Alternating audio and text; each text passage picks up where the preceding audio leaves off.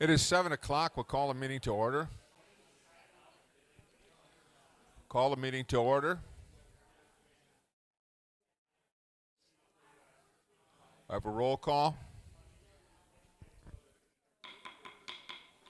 We'll call the meeting to order. We have a roll call. I don't believe our tablets are working for roll call. No. So, I did mark them. If you want me to call okay, them, and I can. Mr. Drana is excused, and Brandon is here. Good. Okay, so we have 28 present and 2 absent. Thank you. Could we please rise for the Pledge of Allegiance? Could you lead us, Kirk?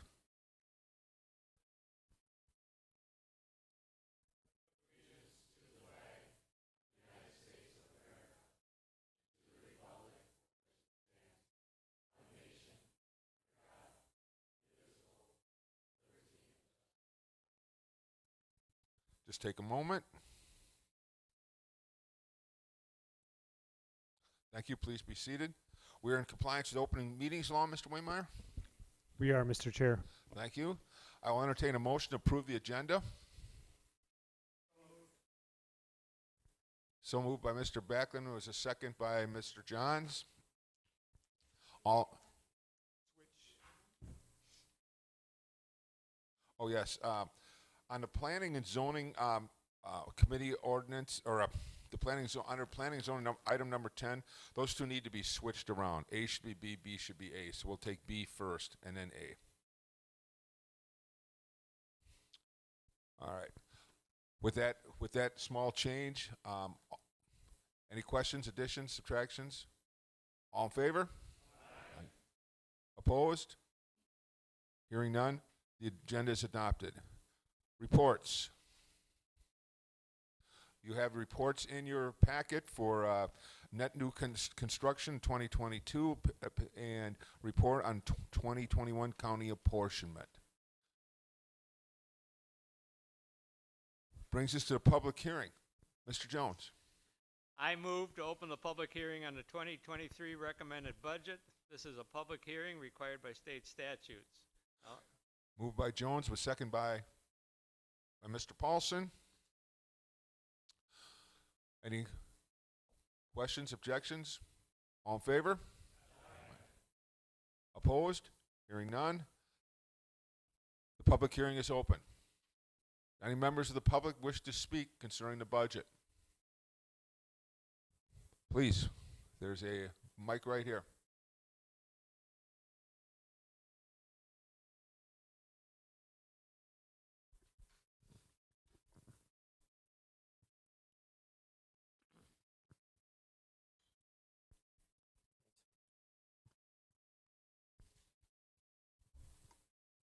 Hi, my name's Michael Weber. I'm a retiree from the Jefferson County Sheriff's Department. I guess I have a question. We went through the insurance meeting, insurance meeting today. And one of the big things with the retirees insurance, and I'm not sure you're aware of it or not, is that they're changing from the Jefferson County plan back to the state plan, which they left about 4 years ago. Initially, when the county went to the state plan, there was a surcharge charged to the employees and or retirees. At that time, we paid the surcharge, we got into the state plan. Now that the county wants to go back to the state plan, there's an $800 surcharge for retirees for the family plan and a $320 surcharge for singles. And I think it's a little unfair that the county jumped out of the state plan without any of the retirees having a say on doing it or not, and now we're getting whacked with an additional surcharge. So I'd like the county board members to consider paying that, or at least a portion of it, because right now my insurance premium is going to go from $1,500 a month to over $2,500 a month. The surcharge is $800 a month, and that's $9,600. And I don't really see where I would have an option other than maybe going to Marketplace. But understand, a lot of these COVID costs are because of COVID. And Marketplace is going to have that too. So I'm not complaining about the $230 that the state plan is going to charge for my base insurance.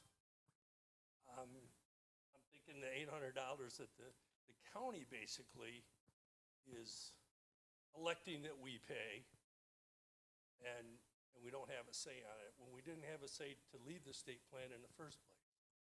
The state plan had always been a good insurance plan from the time the county joined it. I don't know why they left it, but now we're jumping back all of a sudden. So that's about the only comment I have at this point. Thank you. Anyone else from the public wish to speak? Anybody else from the public wish to speak? Going once, going twice. Mr. Jones. I move to close the public hearing. Moved by Mr. Jones, second by Mr. Paulson to close the public hearing. Any discussion? All in favor? Aye. Opposed? Hearing none, the public hearing is closed on this item. Next, item B, map amendment to the to the County Comprehensive Plan and Farmland Preservation Plan, and public comment on the map amendment.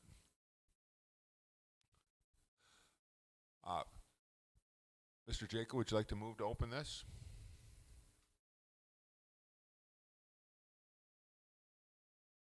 I will move to open the public hearing on the map amendment for Jefferson County Comprehensive Plan and Farmland Preservation Plan.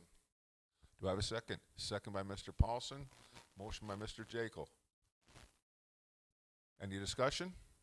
All in favor of opening the public hearing on map amendment, say aye. Aye. Opposed? Hearing none. Anyone from the public that would like to comment on the map amendment to the County Comprehensive Plan and Farmland Preservation Plan? Going once? Going twice? Mr. Jacob.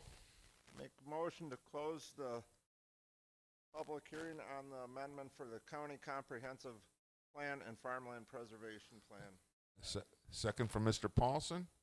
All in favor? Aye. Opposed? Hearing none. The public hearing on the map amendment is closed. Special order of business. Questions and answers on the 2023 budget. Mr. Waymire.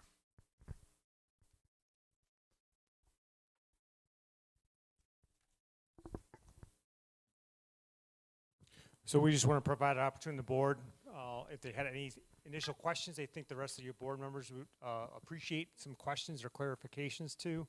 A lot of information has been presented, continues to be presented related to the budget. couple quick reminders is the supervisory amendments are due to the administrator's office by the 7th of November.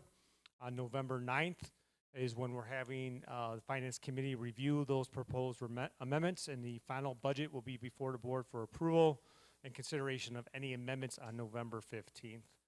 A couple things just looking ahead, forecasting some amendments that we are planning from an operational standpoint that were post presentation of budget. Number one, Human Services Department received a grant from DCF to help get some playground equipment for our preschool. So we'll be looking at making that a capital project as part of the budget process. Number two, we talked about this briefly, is our farmland preservation plan. Initially we had $120,000 set aside in capital. That number is closer to $152,000. So there'll be a request to have that increase in the capital funds related to that. Number three is the TAD/treatment court system. We had applied for some service enhancement grant programs. We have been finalized what our allocation will be, which is almost an additional $80,000 for various enhancements. We'll be coming back with the program allocation, what those funds will look like along with county match. And the final thing is we plan that our infrastructure build projects, County Highway E&F that we presented last month, should be at least initially reviewed by the state from a bid standpoint, so we can look at the potential allocation of the two pools of money we have set aside for those projects. So 4 things right now that we're looking at bringing back to the board as part of the budget process in the 15th. So that being said, Mr. Chair, I'm open to try to answer any questions folks may have. Questions for Mr. Waymeyer concerning the budget? Supervisor Smith. Make sure the light's on so I can hear online. Push the button down, Mr. Smith. I wanted to comment on the public comment. If we were, do you know how much our employees' increase payments are, or what it might cost us if we helped subsidize some of the people's increase in payments? Do you know how much that number is, or how that would work? So for active employees, that 88% of that surcharge that was mentioned before is including the budget that us as the employer would pay for. The employees, based on what the ETF says we have to do, must pay that surcharge. That's at 12%. That's roughly $96 a month for the active employees. As indicated, that surcharge based on our current policy for retirees is to pay 100% of the premium. State ETF has determined that surcharge is considered a premium. I believe based on the initial numbers that we need to finalize is, I'm going to say, roughly $140,000 in initial calculations for those retirees that are currently on the program. Now, the way the policy's in place for retirees that the board passes a resolution is once an employee hits 65 or Medicaid and Medicare eligibility, they are not eligible to take retiree health insurance anymore. So it's really those who retire at 50 at the protective service, or 55 up to that age of 65. So we do know some folks will hit that 65 age some point next year, so they would be not eligible to stay on that retiree plan. So that's roughly how it would work out from our initial calculations, but those would need to be finalized. Other questions?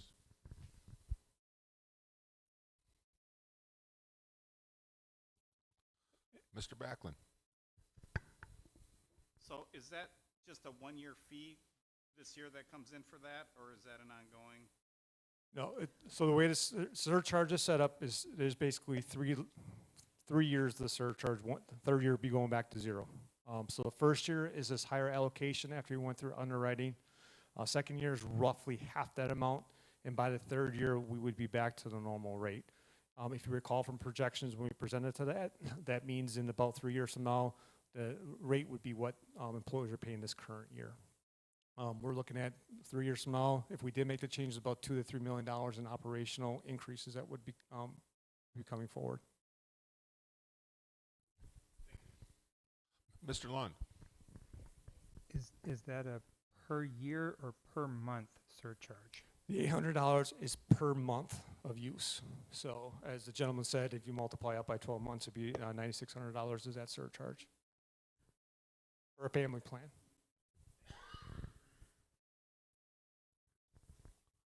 Other questions? So I think just one thing is there's a resolution passed last October, talked about the retiree health insurance. I encourage you to go back and look at that a little bit because it talks about imputed cost as well. So something that we have to walk through every year, and so this is an actual analysis, is we look at what's called OPEB, or post-employment benefits. And so our number has actually been going down, but roughly our last OPEB number related to retiree health insurance has a occurrence of about $3.8 million for about 39 employees. Now, how that is based on is what the cost is based on retirement to the anticipated actuarial no longer be eligible for that program. So what that means, though, is what it is calculated is if someone would go to the marketplace, the active employees are in essence are paying a different premium cost because that group is part of our employee cost. So I encourage you to look at that educational resolution of October of 2021 that was put together that the board passed related to that. Anything else? Seeing none, thank you, Mr. Waymeyer. Takes us to committee reports, resolutions, and ordinances. Item number 9, Finance Committee. Resolution authorizing acceptance of United Way Pillar Grant and amending the 2022 budget for the Jefferson County Health Department. Mr. Jones. Resolution number 2022-51. 51. Thank you. United Way of Jefferson and North Walworth counties introduced its Pillar Grant program in 2014 as a way to expand community impact of its allocation dollars.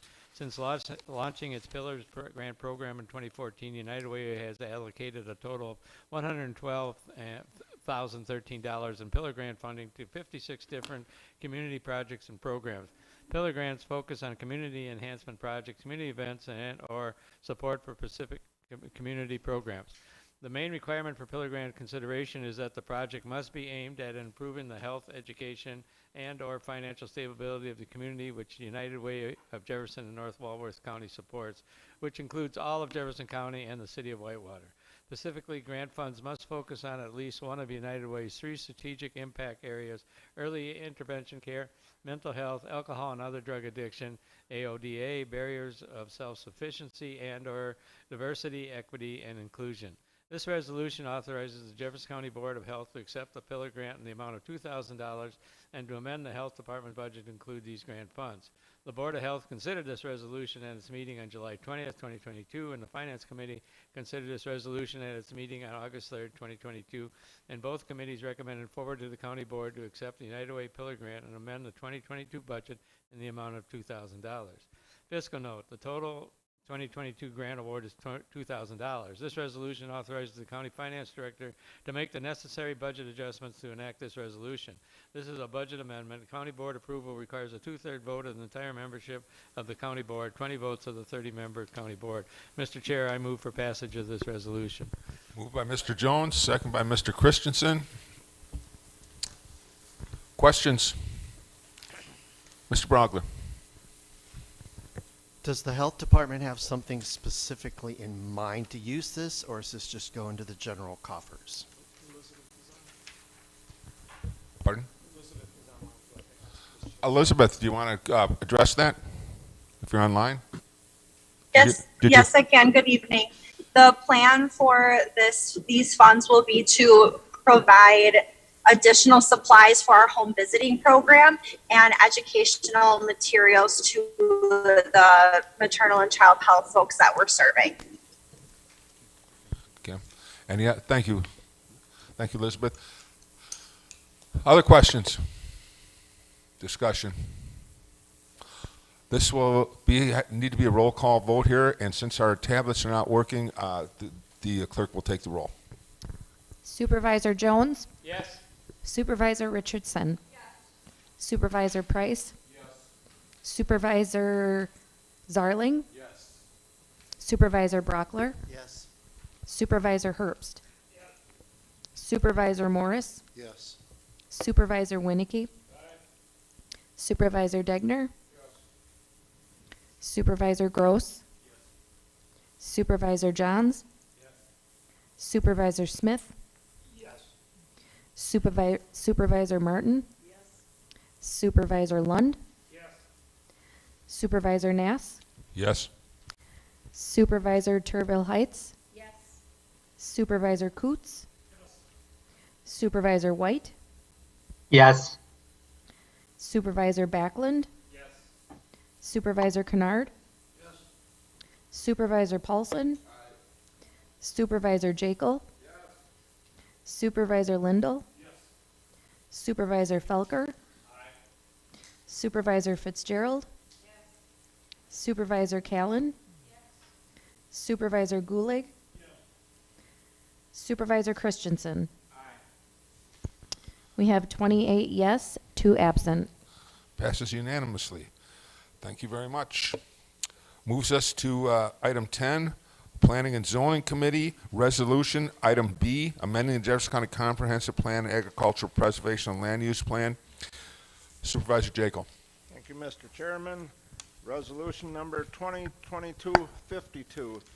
Whereas Jefferson County has a comprehensive plan titled Jefferson County Comprehensive Plan 2021 and the state certified farmland preservation titled Jefferson County Agricultural Preservation and Land Use Plan updated in 2021. And whereas County Board, the Planning and Zoning Committee, a local government property owner or developer may request that the plans be updated or amended.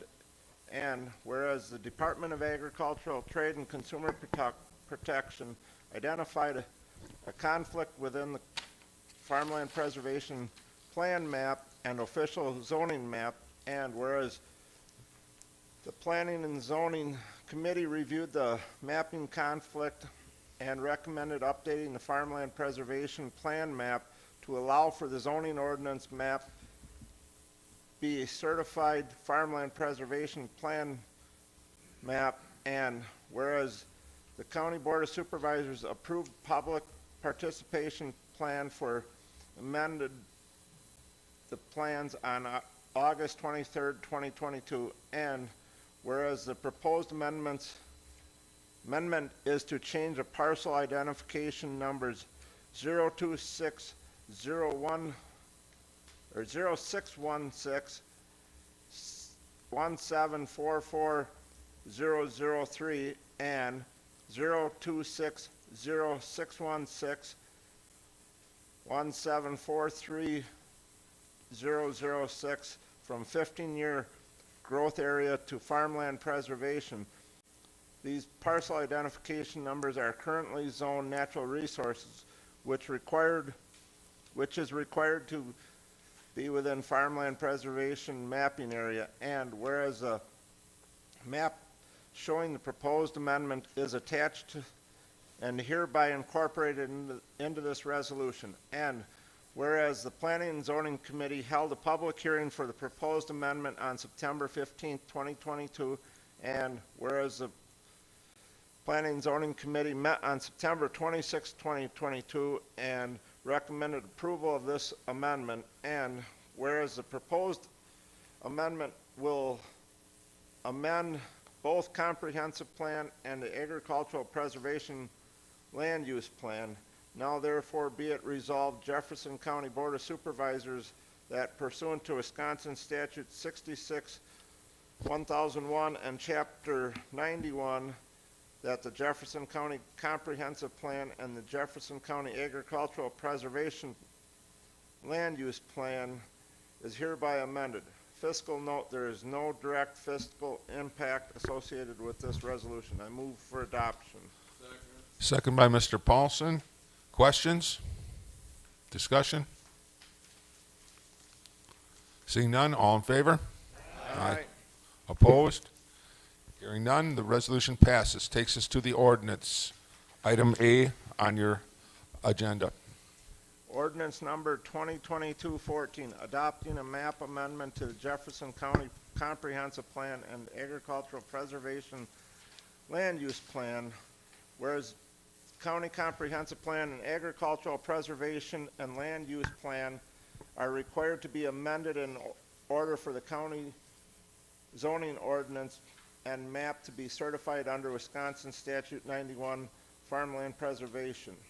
And whereas the Planning and Zoning Committee adopted a public participation plan on August 23rd, 2022 to guide the process of amending the plans, and whereas the map amendment is outlined in more depth in the resolution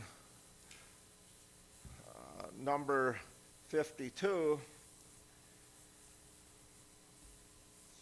and whereas a duly noticed public hearing for the Planning and Zoning Committee was held on September 15th, 2022, and a public hearing of the County Board was held on October 25th, 2022, whereas the Planning and Zoning Committee recommended adoption of the map amendment to the Comprehensive Plan and Agricultural Preservation and Land Use Plan on September 26, 2022.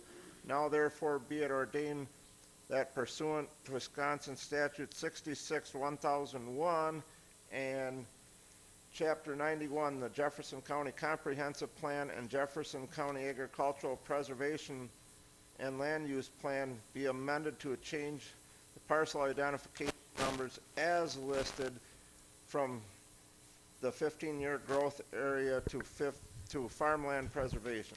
Fiscal note, there is no fiscal impact associated with this ordinance. I move for adoption. Moved by Jekyll, second by Paulson. Discussions? Questions? Seeing none, all in favor? Aye. Aye. Opposed? Hearing none, the ordinance passes. Takes us to item 13, appointments by the county administrator.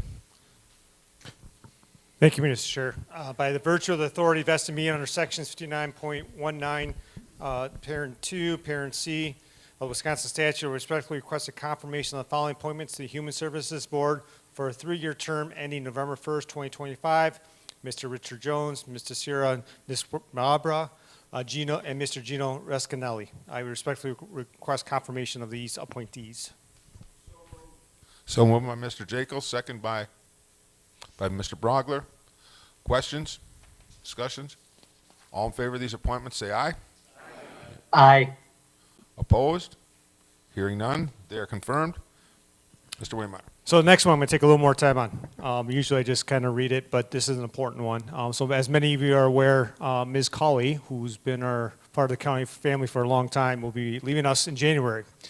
And so as Kathy and I talked through our planning stages, she wanted to be cognizant of where the organization was at in the department. So as you noticed, she gave us a pretty long lead time so we could start talking about succession planning and transition of that. And so when she gave us notice in the summertime, we started looking at how do we fill the role and looking at how do we best recruit for that role and recognizing this being our largest department that we need to do a widespread search to make sure we had the individual that was needed for this appointment.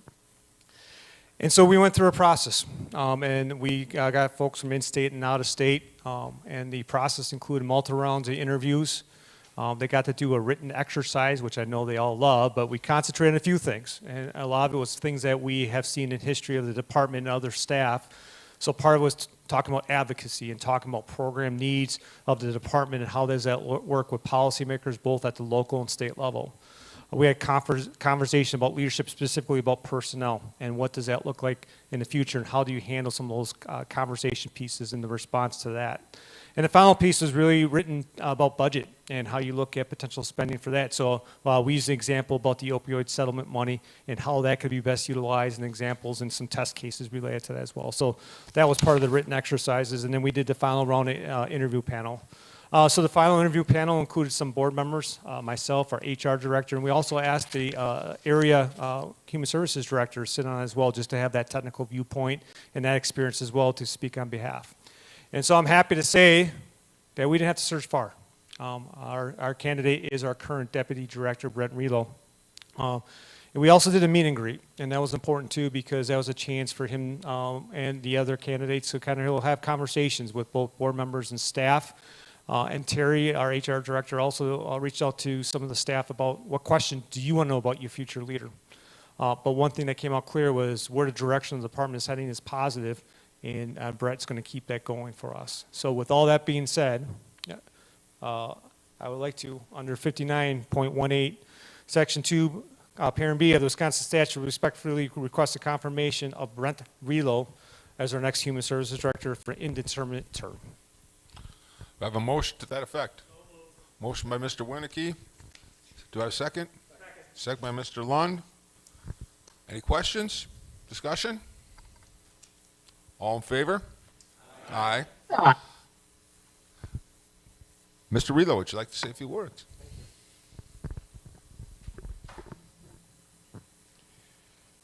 Thank you very much. It's an honor to be here tonight. I want to thank our county administrator, Ben Waymeyer, for having the faith in me to make this appointment tonight. I want to thank all of you as county board supervisors for affirming that vote. Thank the Human Services Board, who's been so supportive throughout this process.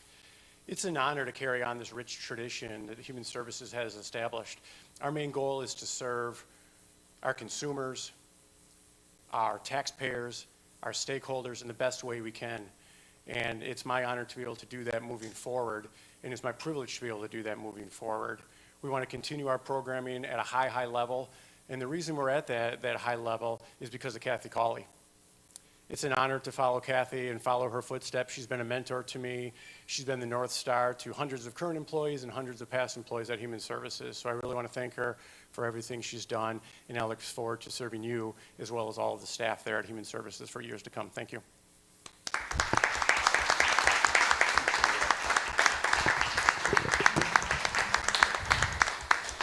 Thank you, Brent, and thank you, Kathy, for your service.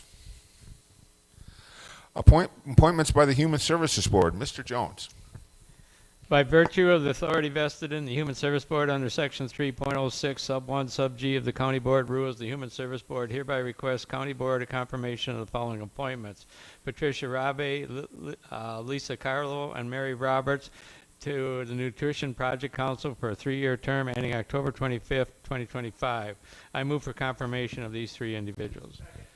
Second by Mr. Lund. Questions? Discussion? All in favor? Aye. Opposed? Hearing none, they are confirmed. Is there public comment of a general nature tonight for anything that's not on the agenda? Seeing none, announcements? Remember, we have a budget meeting coming up in November, and get your amendments, your suggested amendments in so they can be reviewed by the committee. Our next meeting again is November 15th, 2022 at 7 p.m.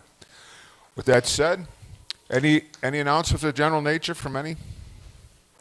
Otherwise, thanks. You beat me to it. And I have a second. Second for Mr. Gulick. This is not debatable. All in favor? Aye. Opposed? Hearing none, we're adjourned.